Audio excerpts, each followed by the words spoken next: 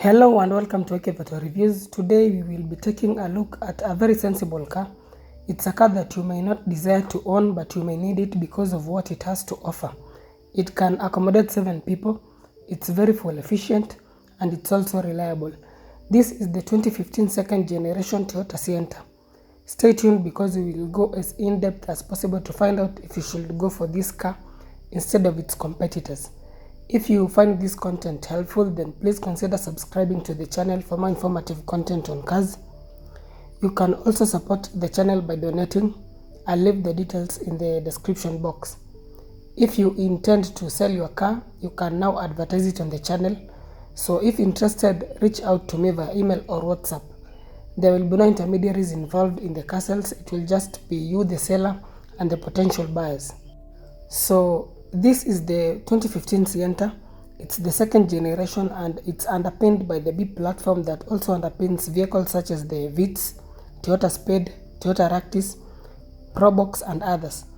This means that many parts are shared among these vehicles, so even if you're looking for a specific spare part for the Sienta and you don't find it, you can just buy a similar one intended for a Vitz or Ractis and it will work just fine in the Sienta. So many parts are shared across the range. The Sienta is marketed as a mini MPV, and this second generation replaced the Toyota Ractis, Toyota Sienta, and Toyota Wish. So all these three vehicles are no longer being manufactured. They have instead all been succeeded by this Toyota Sienta. The main competitor of this Toyota Sienta is the Honda Freed, but you can also mention the Wish and Sienta as competitors, even though they have been replaced by this Sienta. If you're in the market for a mini MPV but can't decide between the Honda Freed and Sienta, then stay tuned because next week a video on that comparison will be uploaded. So how much will you have to part with to drive away a 2015 Toyota Sienta? With around 1.3 million shillings, you can get yourself one depending on the trim level. The more the features, the higher the amount you will pay. Some go for 1.4 or even 1.5 million. 2016 models and onwards are more expensive. Some can even hit the 2 million mark, especially the 2017 models. Moving on to insurance, as usual, the third party is 7,000 shillings per annum, while for the comprehensive, I got back 3 offers from 3 different insurance companies. The lowest was 63,000 shillings per annum, while the highest was 84,000 shillings per annum, which is quite steep. There was also a quotation of around 70,000 shillings per annum. So this is just to give you an idea of what you may be expected to pay. You can get this car with 2 engine options, a 1.5 litre 4-cylinder naturally aspirated petrol engine that produces 109 horsepower and can sprint from 0 to 100 km per hour in about 12 seconds. The other engine option is a 1.5 litre hybrid. The engine alone produces 73 horsepower, but it's also boosted by the electric motor. This 1.5 litre hybrid can sprint from 0 to 100 km per hour in about 12 seconds. In terms of acceleration, it's almost the same with the 1.5 litre non-hybrid. You can get this car in either front or all-wheel drive. The transmission options on offer are either a CVT or an E-CVT, exclusively for the hybrid variants. The difference between a CVT and an E-CVT is that a CVT uses a chain running between 2 pulleys, while an E-CVT does not use a chain. It instead uses electric motors to control the speeds of planetary gear set components. Toyota claims that the 1.5 litre engine can achieve around 20 km per litre, but expect a real-world figure of between 15 to around 18 km per litre depending on how you drive. This engine may feel underpowered with 7 passengers on board, and this will result in a drop in the efficiency figures because you will now have to be hard on the accelerator to squeeze out as much power as possible. The 1.5 litre hybrid can achieve around 27 km per litre, going by what Toyota claims, but expect an actual figure of between 20 to around 26 km per litre, which is very impressive. In fact, it's the best in its class. Toyota Wish, Sienta, and even the Honda Freed cannot attain such impressive figures. The fuel tank is 42 liters. In terms of the service costs, on average you may spend about 10,000 shillings for the minor service after every 5,000 kilometers, while for the major service you may spend about 18,000 shillings on average after 10,000 kilometers. So it's not an expensive car to maintain, just like most other Toyotas with the 1.5 liter engine. The ground clearance is about 140 millimeters with the stock rims. It's slightly below the recommended clearance of 165 millimeters. In fact, with passengers and cargo on board, you will have to watch out for severe bumps, otherwise you will end up scratching and destroying the underside components of the car.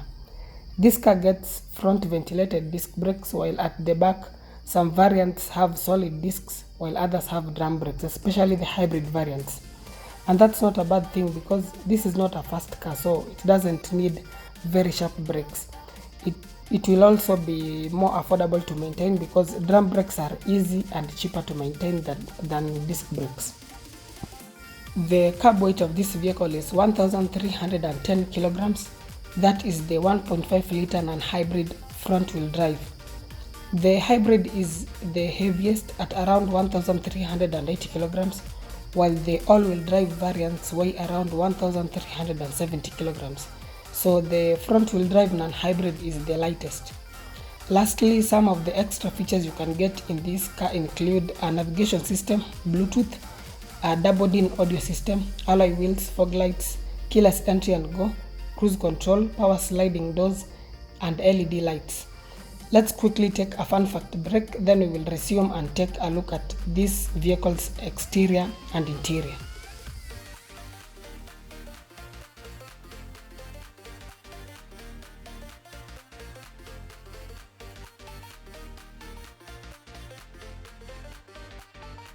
So, what do you think about the exterior design of this new Sienta? It's definitely a big departure from the previous generation, which looked boxy. This new design was inspired by a trekking shoe, and indeed it looks like a shoe. It's not a design that will sit well with everyone.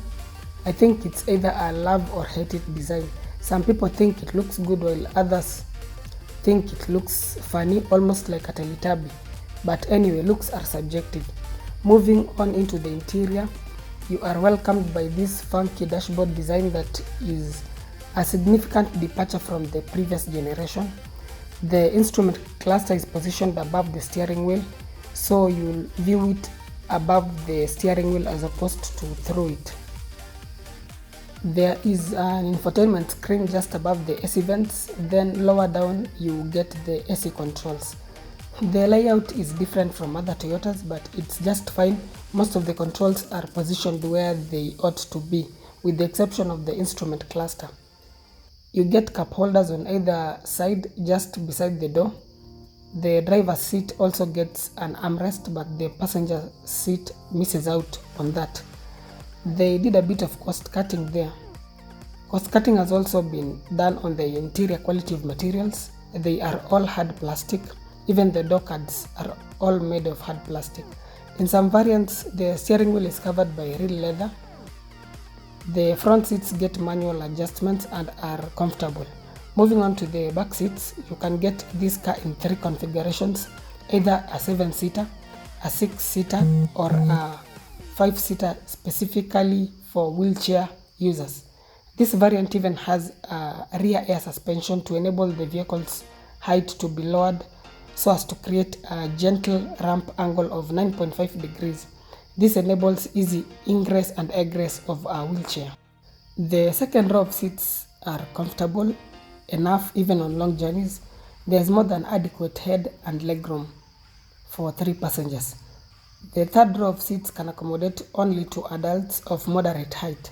The space back there is not bad at all, considering the size of this car. In fact, 2 people can sit there comfortably for relatively long journeys. The headroom is excellent while the legroom is a bit limited, but just fine for people of short or moderate stature. With the third row of seats up, the boot is quite limited, but once they are folded into the floor, the space increases significantly. If you even need more space, then the second row of seats can also be folded to create a very big loading space. So there you have it. This is a very fuel efficient and spacious compact MPV. In fact, it's even surprising that it can fit 7 people, because from the outside it looks like a 5-seater. At a starting price of around 1.3 million, it's not a bad value proposition. You can get a very practical car that will definitely be very reliable. So if you need this car, then go for it.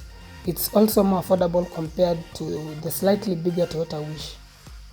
As I said earlier, if you can't decide between this Sienta and the Honda Freed, then stay tuned for the video comparison between these two compact MPVs. That video is coming up next week. Thank you for watching. Please subscribe to the channel if you find this content helpful. Also feel free to reach me if you have any inquiries. That's it for this episode. See you in the next video.